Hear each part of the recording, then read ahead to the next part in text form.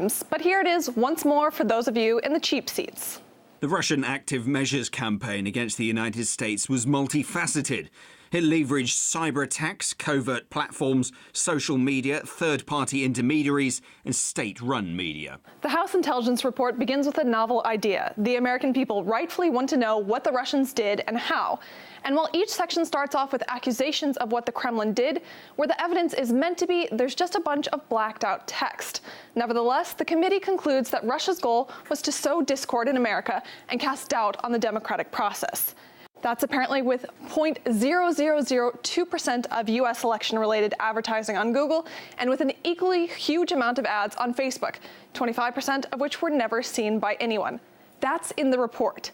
Still, the aim was apparently achieved and is the sole reason for the expansive divide that has grown in America since the election.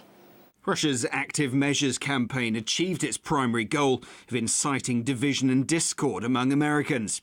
For more than a year, US politics have been consumed by bitter recriminations, charges and countercharges about the attacks. It's wholly unclear how Russia's alleged actions are responsible for the political chaos that has ensued since Trump took the White House. It wasn't Russia reporting that Trump's former campaign manager's connections to Ukraine spelled out collusion, one of the many theories that the report shoots down.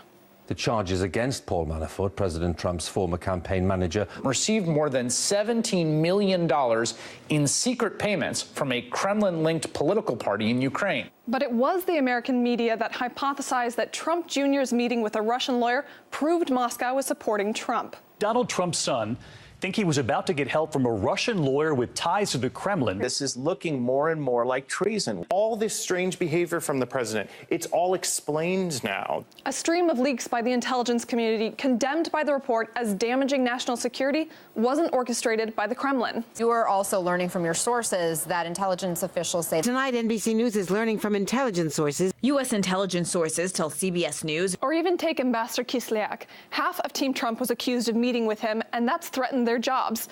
But the report says there was nothing sinister there. Also there, the controversial Russian ambassador, Sergei Kislyak. You look, of course, at the pictures. Of course, the shameful picture where the United States press corps was kept out, but the Russians were allowed in. That is an open question whether there was collusion cooperation between Trump associates during the campaign and Russian officials. All of that discord was homegrown. So after a year of searching that included 73 interviews, 9 hearings and briefings, and the review of countless documents, we're left with the conclusion of no collusion and as much proof as we had before the report was released, meaning little to none.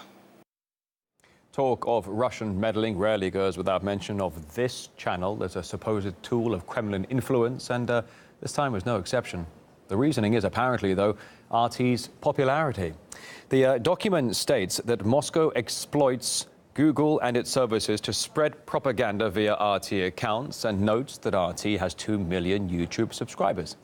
The lawmakers are also disturbed by the fact that RT is served in the same manner as, quote, legitimate news sources. Well, media analyst Lionel thinks Congress is mistaking an alternative point of view for that of interference. The only thing that we can maybe point to is that these people called the Russians, Russian government, Russian actors, people with Russian names, I don't know.